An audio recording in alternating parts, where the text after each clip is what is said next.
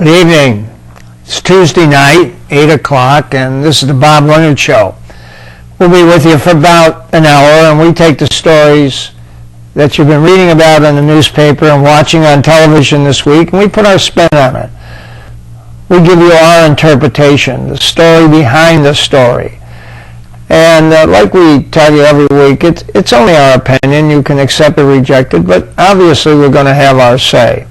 We have a number of things we want to get to tonight, and I might mention to you, if you missed tonight's program, it's repeated tomorrow night, Wednesday from 11 till 12, and if that's too late for you, it's also on flinttalk.com 24 hours a day. You just go there, just punch that in on your computer, it'll come up and it'll list the dates. It goes back probably 7-8 weeks. Just push it in and it'll start your show from the very beginning. So we're available if you want to see the show. You know, tonight we want to talk about some of the things that are going on here politically in the city of Flint and Burton and the school board and things like that.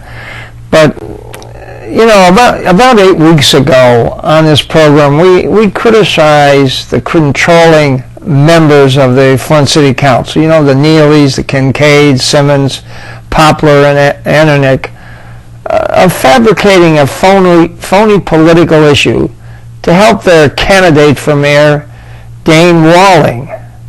You know, this conspiracy was to intentionally mislead the citizens of Flint by claiming the city budget was in the red, whereas in fact it was not. It was positive. It was in the black.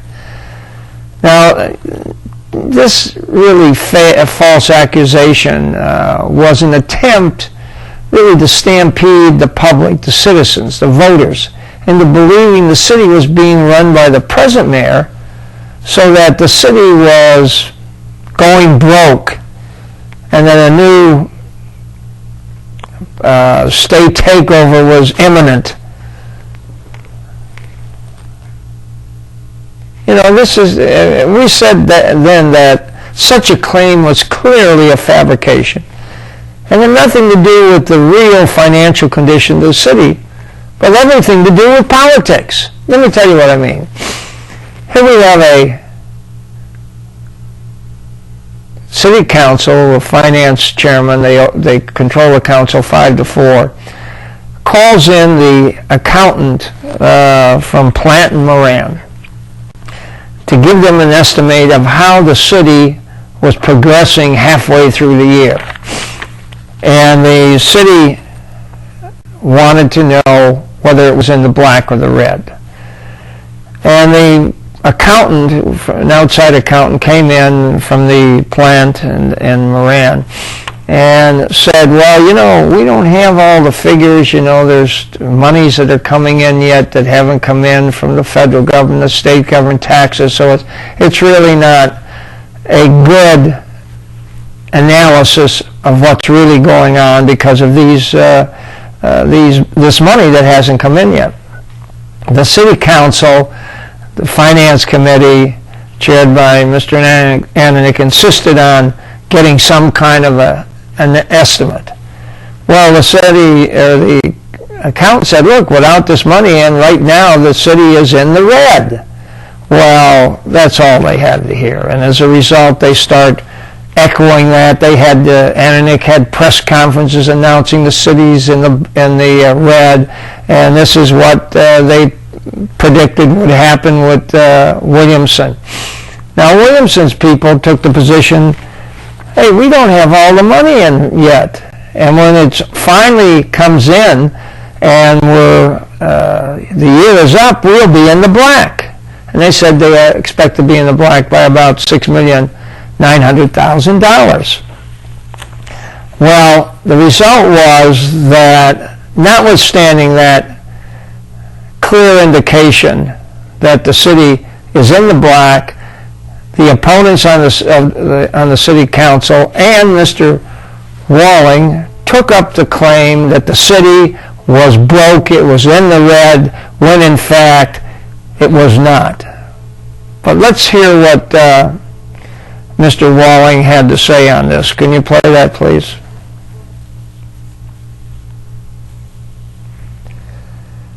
It's mayoral candidates. Good evening. Thank you for staying up with us tonight. I'm Joel Fike. And I'm Shannon Johnson. At the center of contention between the two candidates today is the state of the city's economy. ABC 12's Kathy Schafferin explains.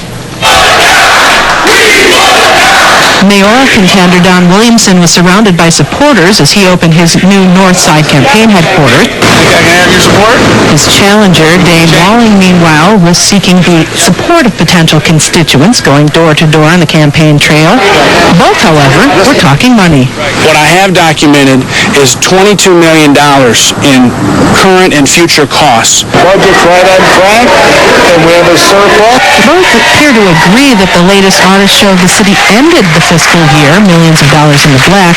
Their debate on the campaign trail, though, appears to be the state of the city's financial future. Well, some people say that we have a $20 million shortfall, which is not true. That when people don't have any experiences in businesses, they probably don't realize what they're saying. He may be a businessman, but he doesn't understand public finance. At the core of the argument appears to be Walling's contention that the city is headed for financial distress because of what he calls Williamson's overspending, lawsuits, political cronyism, and mismanagement of federal grants. I don't agree with nothing he says. Williamson, on the other hand, points out that the city is currently in the black and that funds are there to face any future financial issue. I think that we're in very, very good shape. In fact, all the lawsuits that we paid, our towing bill could pay. I don't see how he could tow that many cars in the city of Flint to generate tens of millions of dollars to pay for all these lawsuits and overspending. In Flint, Kathy Schafferin, ABC 12 News. I think in all fairness to the mayor, he's never said he would raise tens of millions of dollars. He said he'd raise enough money to keep the jail open, and apparently he's been doing that with the towing program he has. Now, here's the thing. This mid-year budget analysis, just was unheard of until this election for mayor. And the budget people, or the finance committee people, those 5 people, thought they had something going here. So this was really a scam by these people. And actually it was to create this phony issue to give their candidate Walling an issue to raise against Williamson's strongest political issue. He's got the city out of debt and put it back in the black. Now, just this week, to show you what I'm talking about, just this week, and this was this thing with Walling making this claim this weekend. That's where this this video came from this weekend. That we were $20 million in debt.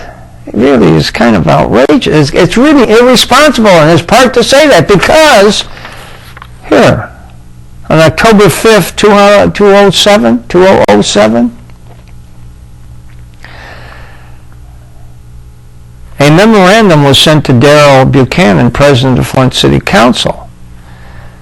And it was from Peggy Haw Jury, Brian Ross, and from Plant and Moran. And it says this: fund balance of the general fund at June 30th, 2007. And this is what the Finance Committee had them come in for 8 weeks ago and came up with these phony figures. But now here are the real figures. Here's what's happened here. Here's what they say.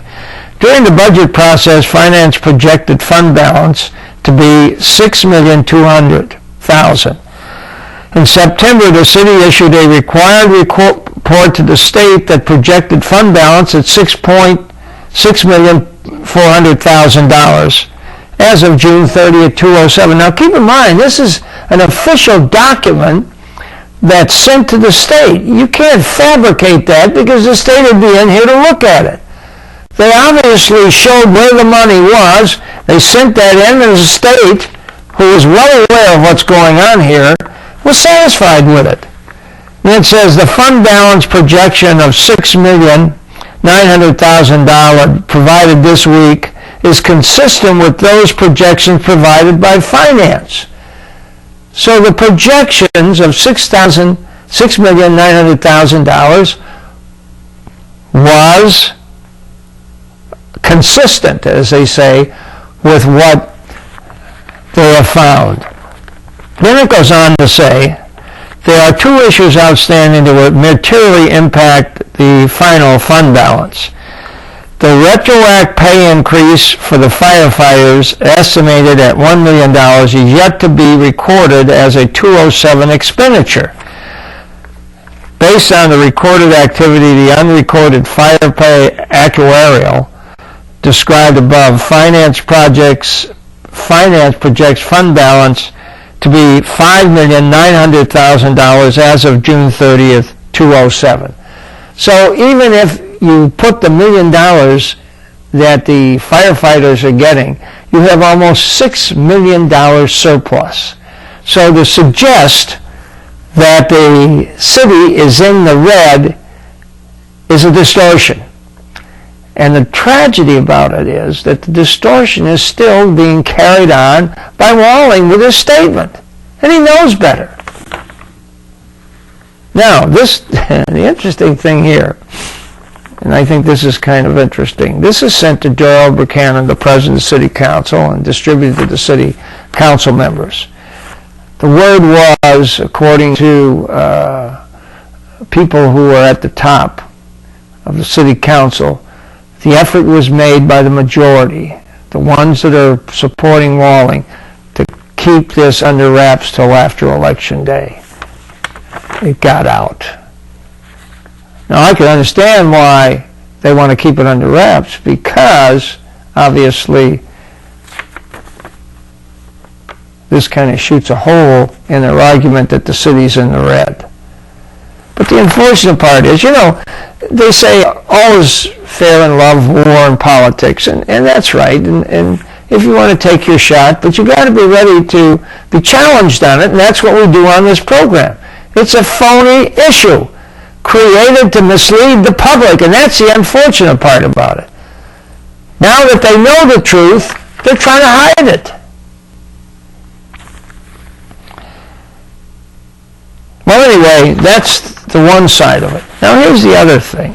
From the other side, there's a journal front page article today. Mayor blasted over suits. That's his opponent saying that. This is that case in which there was all this flooding out there in the south end of Flint off Atherton Road in what they call the berry patch, because all the streets are named after berries. But anyway, there was something like 320 people or something whose houses were flooded, and they were entitled to compensation.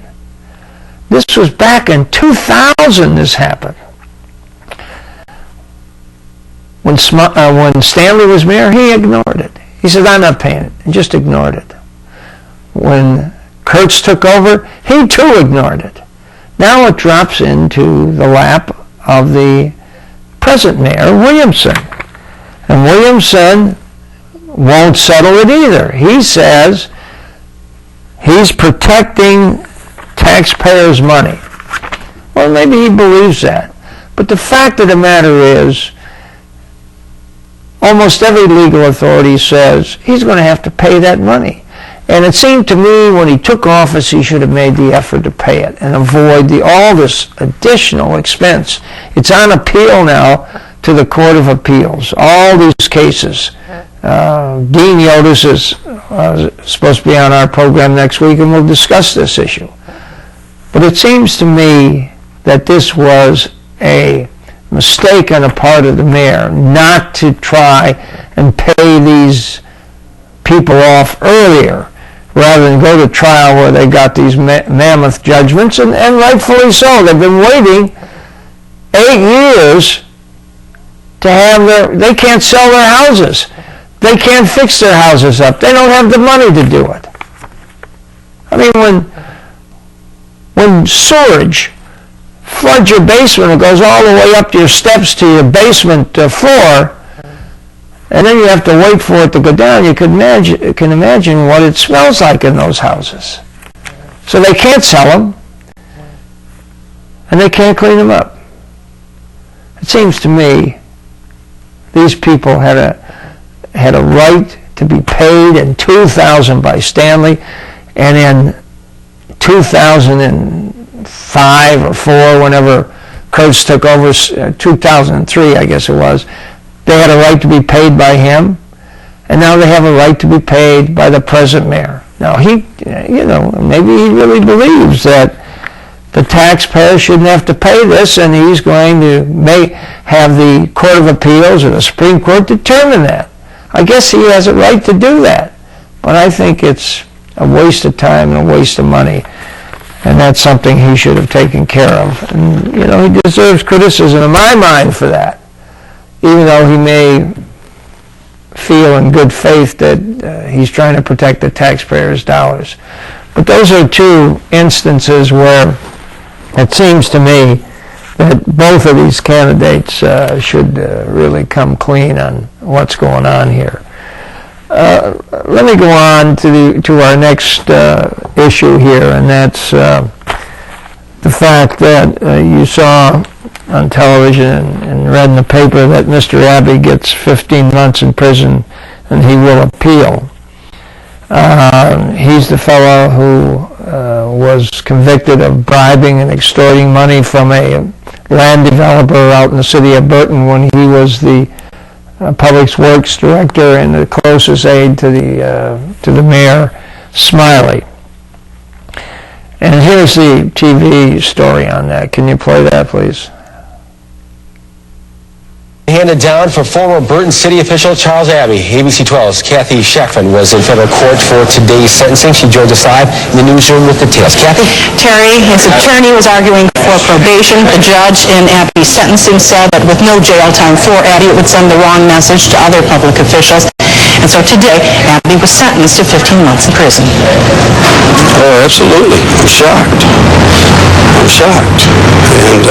But it is what it is, and I have to live with it. What Abbey must live with, at least for now, is a judge's ruling.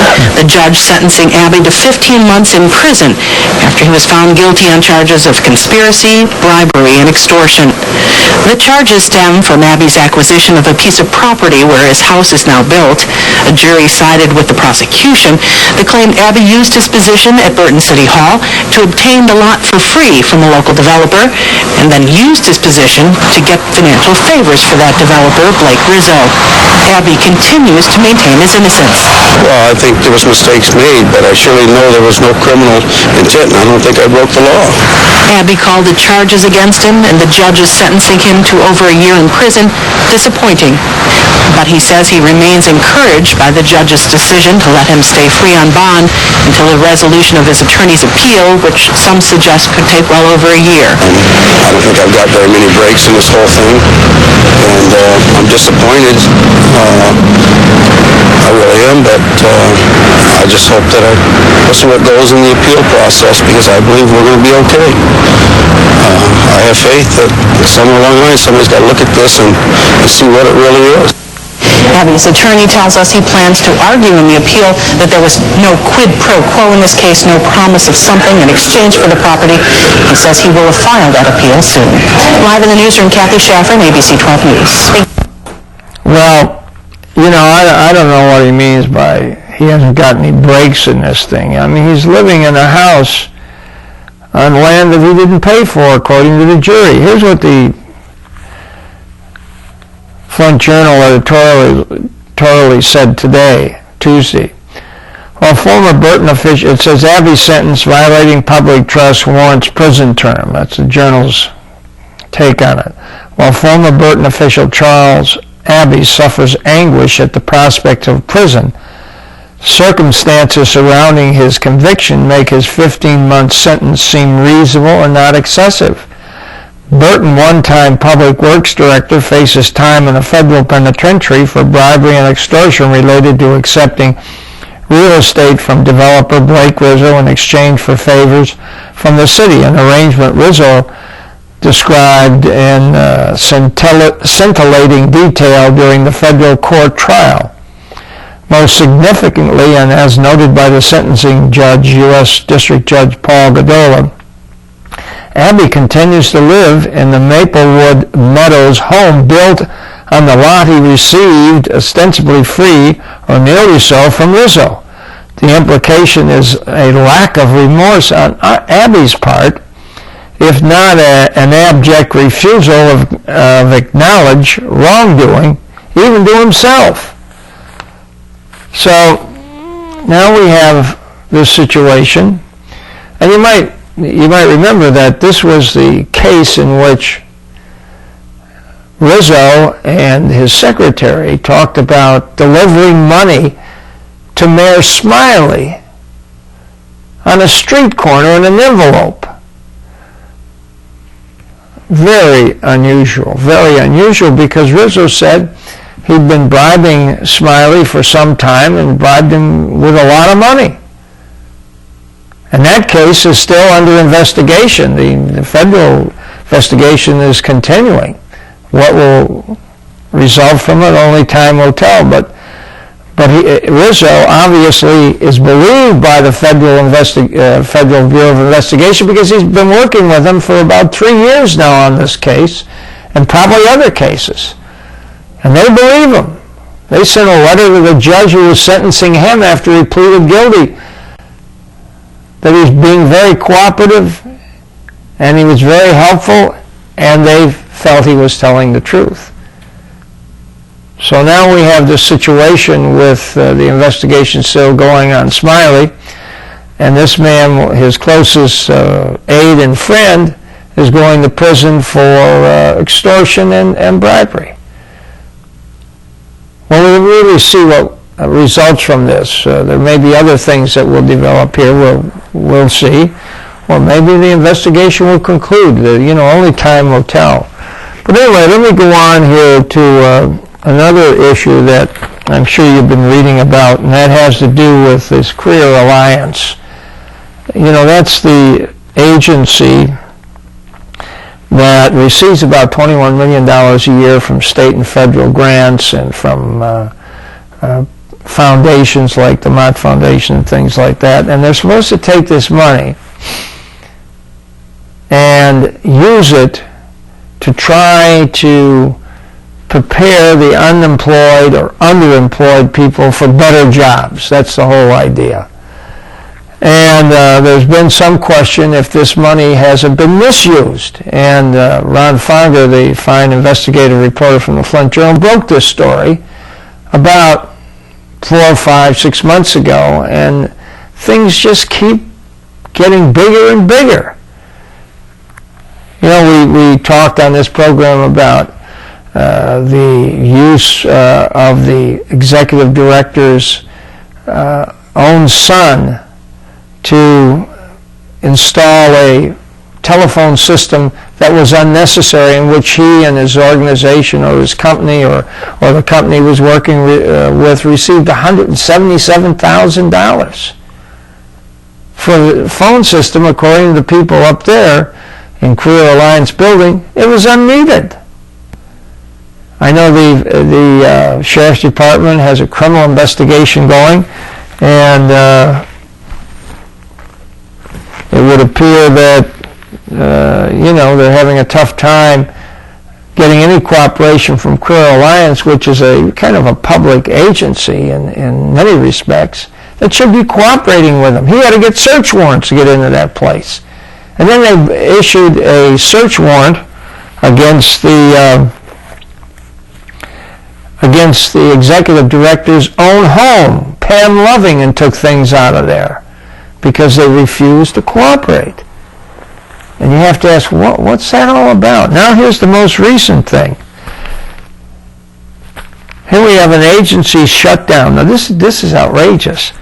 After state scrutiny, it says Flint Family Road, a nonprofit group tied closely to Career Alliance, has closed its doors weeks after regulators questioned more than $200,000 that may have been improperly funneled to it through Career Alliance contractors. Now, here's what they say. Here's what the Flint Family Road was supposed to do. and why they were organized to do this. Family Road was promoted as a new way to help pregnant women, new mothers, and fathers become better parents by providing information and advice on everything from baby nutrition to health screening and car safety. And then it goes on to say, as corporate sponsorships dried up, the organization survived with help from special contracts between Career Alliance and some of the organizations it did business with. Those contracts required Career Alliance businesses, or Career Alliance business partners, which like the Urban League and G-Card and those organizations are all public organization. Urban League is not, but G-Card is. These contracts, listen to this, required Career Alliance business partners that I just mentioned to pay Flint Family Road for access to its services, whether they used them or not. So here we have this organization. Now this really becomes interesting. In the case of Flint Family Road, state regulators questioned why 4 organizations with Career Alliance contracts were billed $209,000 for interview classes and a clothing program run by the Flint Family Road.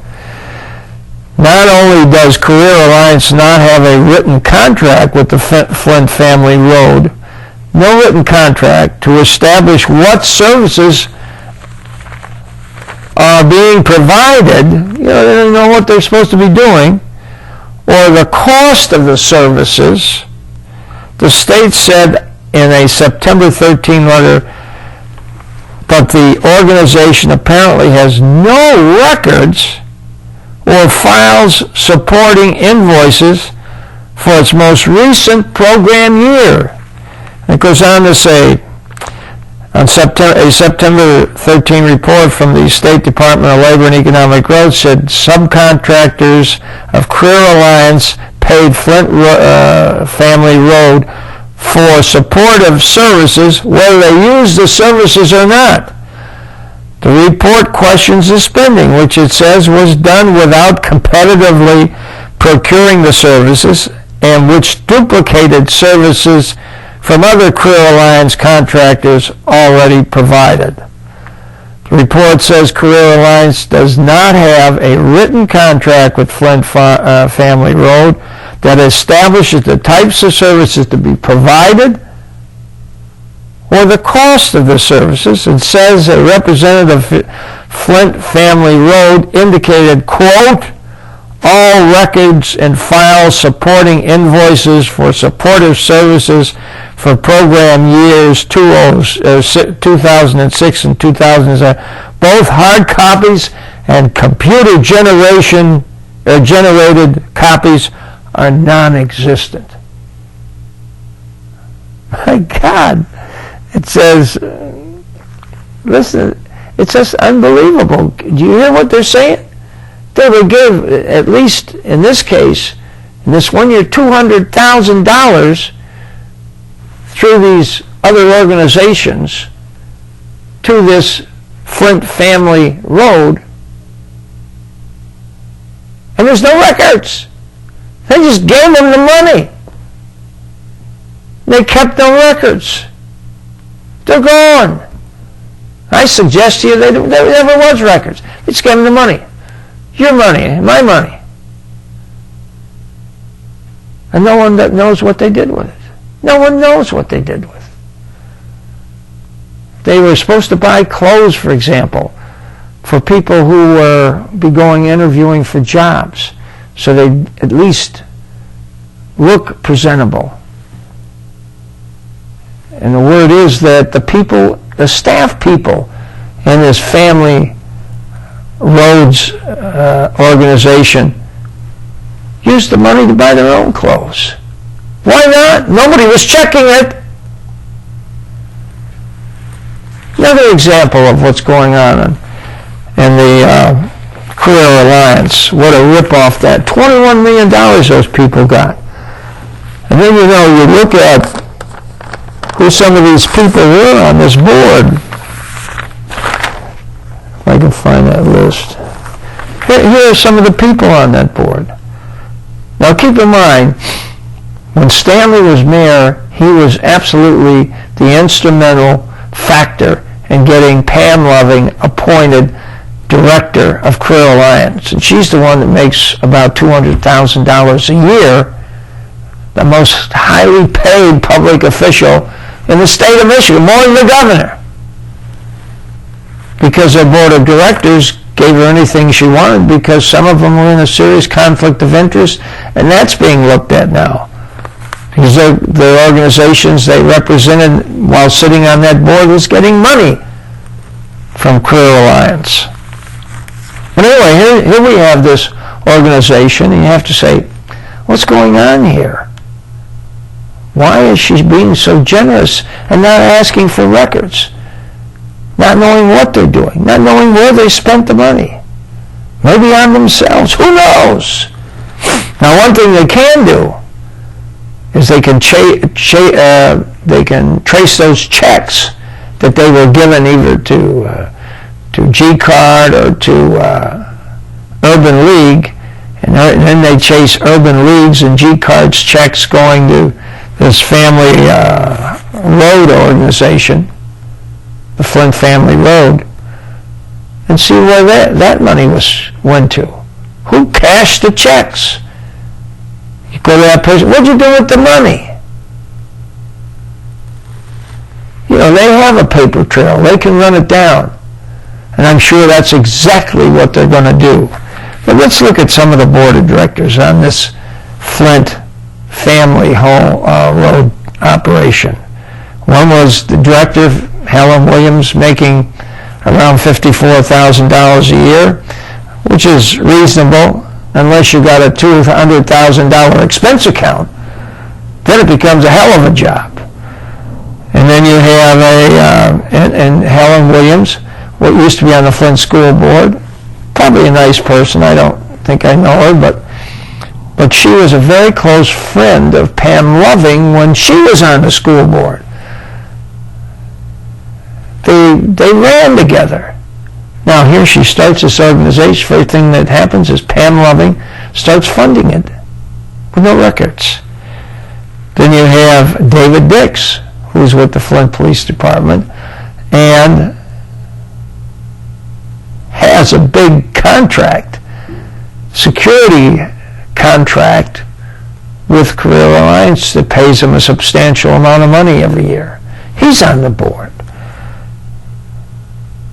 Ira Rutherford, nice man, out of Beecher School District, former superintendent, came in here for a while in the Flint District and ran it while they were looking for a new superintendent.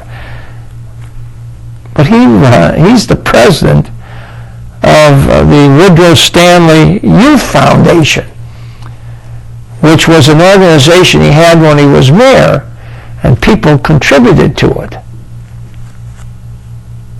And there was nobody, the state never checked it. What was that money going for? But anyway, they have all these, and Charles Winfrey, one of Stanley's close friends, they have all these ties to Stanley. Stanley ties to Pam Loving. He got her a job. And all this money coming from Career Alliance, from Pam Loving into this organization that is now closed down because it has no money and it can't find out where the money went. They don't know where the money went.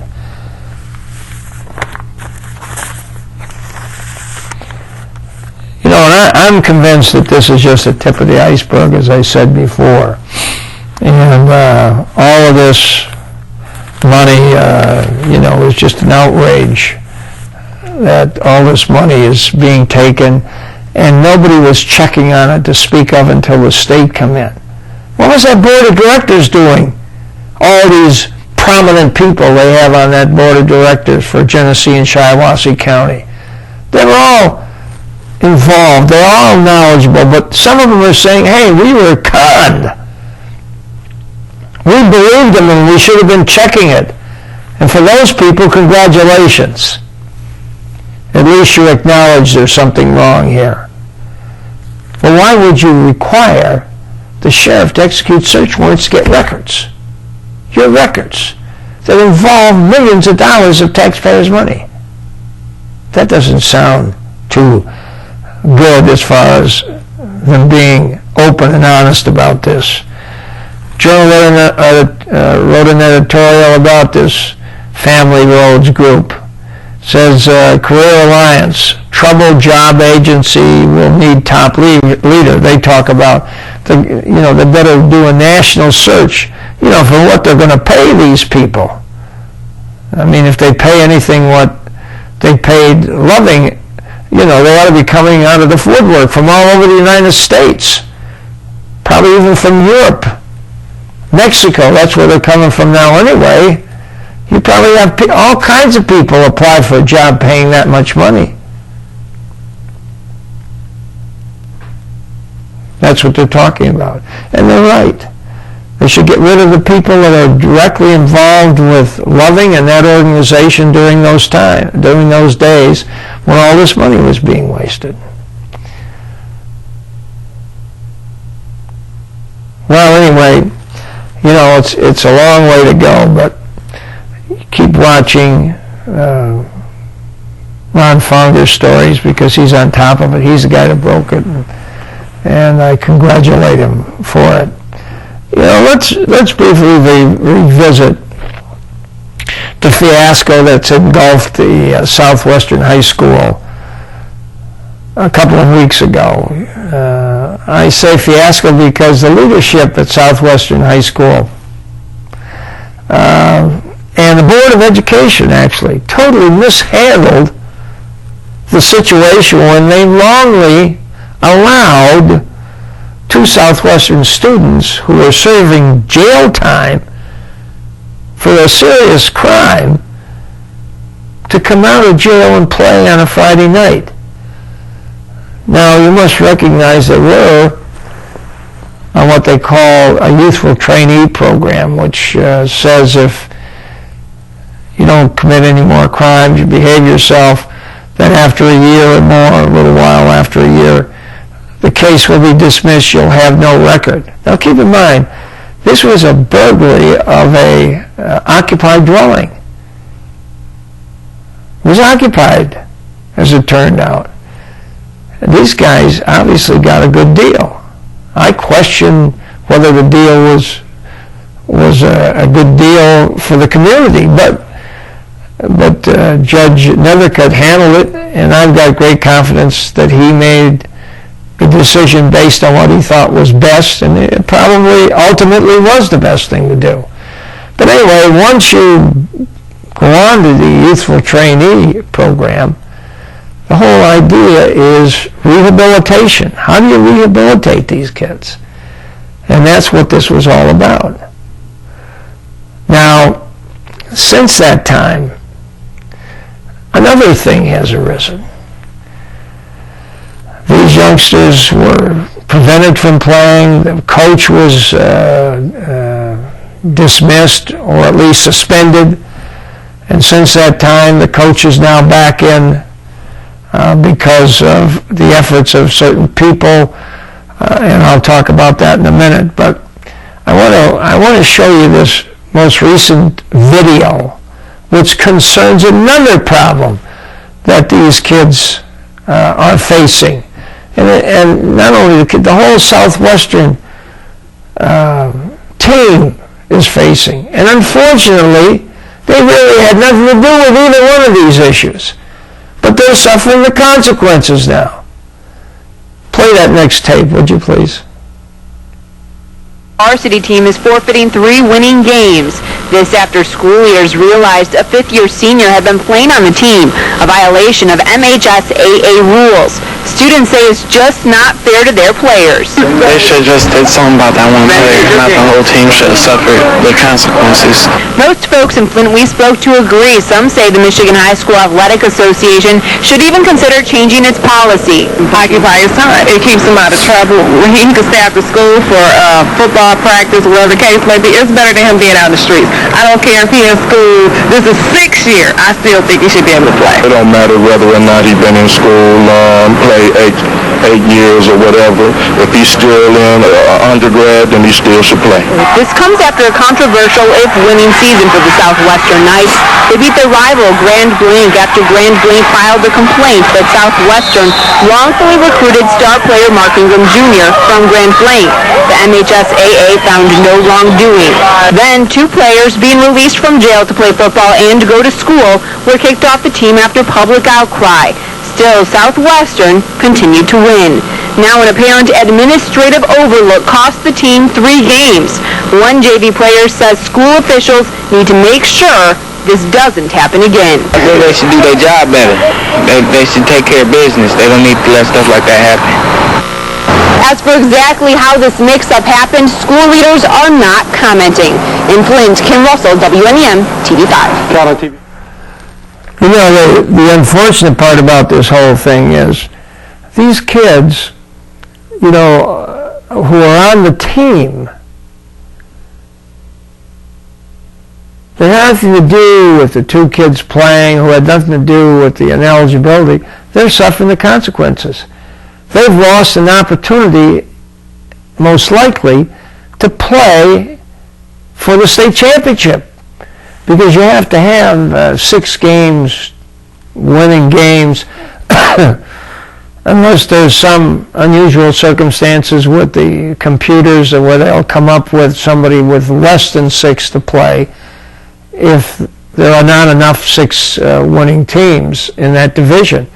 But the chances of that happening are really not very good. So these kids who didn't authorize the 2 young men who were in jail, didn't authorize them to play on the team. The authorities from the school and the school district authorized them. Like we said, the unfortunate part was that Gary Lee, who was the coach, he got thrown off, coach players off team. He was suspended. For what? You think he made that decision? No way. No way he's going to make that. Gary Lee doesn't work at the school other than coach the team. He has an outside job. He doesn't teach there. So you think he said, yeah, bring the kids back, we'll let them play? No. But they made him the fall guy to take the heat for the real decision makers. You know, they really wanted to avoid the heat that was coming down hard from the public. Now, fortunately for Lee's suspension was short-lived, and he was returned to his job. But I'll tell you the history of that, so you're aware of it. Here's the real story behind this story. Lee was smart enough to get a reputable spokesman for him to try and put the situation in proper perspective. Fortunately, he engaged one of the best lawyers in town to speak for him before Superintendent Linda Thompson and her trusted aide, Gail Ganakis, whom I know personally, just a very fine person, a very fair person. But Attorney Tom Papps met with Ms. Thompson and Ms. Ganakis, and after a candid discussion, you know, there wasn't any threats, I understand. There's going to be a lawsuit even if you don't agree with us.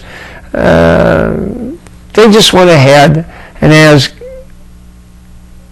all Ganakis suggested was that all that was suggested to Ganakis was that the suspension of Lee was a little heavy-handed, and fairness dictated Lee be brought back as the coach. after hearing the discussion, and it went on for some time, apparently Dr. Ganakis recommended to the superintendent, Mrs. Thompson, that they should allow the coach to come back, because he was kind of just sitting on the sidelines when all this was going on and caught all the heat for it. You know, and I have to commend all the parties involved in making this tough decision, with the public breathing down their necks, because it was the right thing to do, even though it was a tough decision. And you have to commend Superintendent Linda Thompson when she accepted the recommendations, even though she had to reverse her earlier decision of suspending Lee. But now, look at this. The next step I would recommend might be a little more controversial, because in my mind I think it necessarily follows. These young men who committed this serious crime of burglary should be allowed to play now that they're out of jail. You know, it wasn't like they didn't receive any penalty. It was a serious crime. And this doesn't indicate that it's anything less. They had to spend 45 days in jail, and they've been placed on a strict year of probation under the Homes Youthful Trainee Act, and that's a Michigan state law. And the idea was to enact it to help young men and women who have committed the crime, which can really be indicated that it's really not part of their personality. It's a quirk. They probably are just never going to commit another crime, so why hang the record on them? And that's the whole idea of the Homes Youthful Trainee. If they successfully complete the program, the record goes away. Now, the young men just were released from jail, and according to the sheriff, they've been model prisoners. They're not causing any trouble while they were incarcerated. It seems to me now that they're out of jail and will be returning to school in the same capacity as other kids going to school. If the Homes Youthful Trainee Act has any meaning to help kids be rehabilitated without the stigma of the criminal record hanging over them, then it seems to me their lives should be returned to as much normality as possible. You know, they've done their time. And this is the first step, it seems to me, in rehabilitation. You know, they've suffered the humiliation that came with them being arrested and identified and put in jail. And they're law violators. Everybody knows that. You know, they'll never be able to live the stigma down. You know, it's their own doing, granted. But isn't it time to move on? How do we help these kids get better rehabilitated? People would say, you know, if you let them play, they're not penalized. Come on, they've been penalized. They've been in jail. You know, when I was a prosecutor, I had a diversion program. Diversion means you divert them out of the criminal justice system under certain circumstances. For example, if somebody committed a non-violent crime like burglary, you know, shoplifting or what it was, if they had no previous record, it wasn't a violent crime, we would put them in a diversion program. They automatically went in. Our attorneys would look at a case and say, this fits the criteria for diversion. It went to a diversion program. There was people in the diversion program who were, you know, like probation officers who would work with the kids. And usually it was young people, you know, 17, 18, 19, 20 years old, no previous record. And they would be diverted in this program and would be working with these people in the program to rehabilitate them, help them get jobs, if they needed alcohol rehabilitation, or if they were on marijuana, get them off that, whatever the case may be. So the point I'm making is, If these kids came into our office when we had our program, you would never heard of them. They would have been diverted out because it was a nonviolent crime. They've been diverted out, most likely, as long as we're satisfied there was no gun, and I'm going to assume maybe there was no gun or weapon used. No one would have heard about it. They would have been back to school, playing football, and that's it. And if they successfully completed the program, we would accomplish what the Homes Youthful Trainee Act wants to accomplish. They would have been back in their community without a criminal record. We think that's what should happen here now. If you're going to help these kids,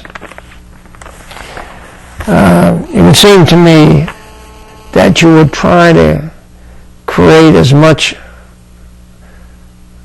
normalcy in their lives as possible. They're back in school. They have a few more games to play. Let them play. Let them play. What do we lose by that? They're not going to the championship game, or they won't be able to play for the state championship. But they had a good shot at it. They're an excellent team, just a very fine team.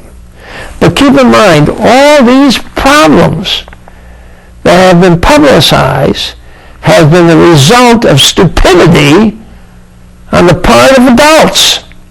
Granted, these kids committed a crime and should be penalized. They were penalized. But the adults made the decision. Someone in that school system made the decision. In that school, to let them play. Let them come out of jail to play. Now, couldn't they visualize the impact of that? Do they think nobody would know it? That's an outrage. And these kids who committed this serious crime, the whole idea of the Homes Youthful Trainee, the concept of it, is lost. Everybody will remember this and remember them. And again, they created the problem. But the adults just magnified it. If these kids had gone to jail, didn't play while they were in jail, and came back to school, and maybe were allowed to play, we may never have heard of it. Now we have this situation where the team has to forfeit games because an adult in the school made a wrong analysis of a situation. And who suffers? These kids are suffering. I know a lot of these kids. I have a youngster next door. They're one of the fine young men I've ever met on this team. Look forward to playing this season. Fortunately, he's a junior, has another year, but it just doesn't seem fair that the mistake by an adult administrator cost these kids their opportunity to play for a state championship, and the opportunity that many of them will have only once in a lifetime. Let them play. They've suffered the consequences. They've been penalized. Granted, it's their own doing, but they've paid the price. They're on probation. Hopefully they'll succeed and go on without a criminal record. Well, anyway, here's something interesting in this Career Alliance I should mention to you. Two things. One is, just this week, October 8th, Archie Daly, the chairman of the Board of Commissioners, has written a letter to Michael Zelli, who is chairperson of Career Alliance Incorporated. And it says this: I'm writing in my role as the chief elected official of Genesee County, Shiawassee County, the city of Flint, as identified in the Workforce Investment Act governing the Genesee Shiawassee Workforce Development Board and Career Alliance. That's the board, is like the board of directors, comparable to a board of directors. Please accept this letter as a formal request for your immediate resignation as chairman of the Genesee-Shiawassee Workforce Development Board and Career Alliance Incorporated. He says your term of office as an appointee officially expired 12/31/06, and the appointing public unit of government was not notified by the Career Alliance officials regarding your reappointment. They didn't even know about it. This brings into serious question your eligibility as a member of the board and thereby the board's chairman. In consultation with others, I believe your resignation at this time will be the best interest of the community, the Career Alliance organization, and the citizens of Shiawassee and Genesee counties. So anyway, Bailey is asking for the Career Alliance president of the board, chairman of the board of directors, Michael Zelli, to resign because of all this problem, lack of control, not overseeing this situation where all this money was being lost. Now, the unfortunate part is that I know Mr. Zelli, and a nicer guy you couldn't meet. He really is a nice man. But Bailey is right. Somebody has to pay the piper here. Somebody has to assume the consequences of all of these situations that have created this major problem with this Career Alliance. He's the chairman of the board. Like I say, nicer guy you'll never meet. Just very committed to the community, does a lot of charitable work. But that's the situation to get into. Here's another thing I just want to... Pastor chastises Paquel over raid on Loving's house. And this is by Ron Funger. A friend pastor is questioning the Genesee County Sheriff for raid this month on the home of Career Alliance Incorporated as President and Chief Executive Officer. Ernest Garrison, pastor of Vernon Chapel, AME, told the County Board of Commissioners today that the neighbors of Loving witnessed, quote, over a dozen police vehicles take part in the raid, more than necessary. And then he adds, in the future we could use a little human dignity. Think how we would like to be treated. Now, I'm sure the pastor is a very fine fellow, but I don't think he's directing his complaint to the right person. Should have been directed to Pam Loving. She's the one that, she and her organization are the ones who refused to provide the records, these public and semi-private records of taxpayers' money, to the sheriff when he asked to review them because he was conducting this criminal investigation. If they've done nothing wrong, why would they require him to execute search warrants? Shouldn't he be directing his complaint to her? Show him the records, and your house wouldn't be raided. Your office wouldn't be raided. They didn't do that. They didn't do that. You know, incidentally, I don't know if this had anything to do with it, but this is Woodrow Stanley's pastor. And it all kind of comes back to Woodrow Stanley. All of these organizations and everything. He's kind of the manipulator of all this, in my opinion. Now we have his pastor making a complaint here. It's ridiculous. Well, I had some other things we didn't get to, but we will next week. So between now and then, we'll see you at the White Horse.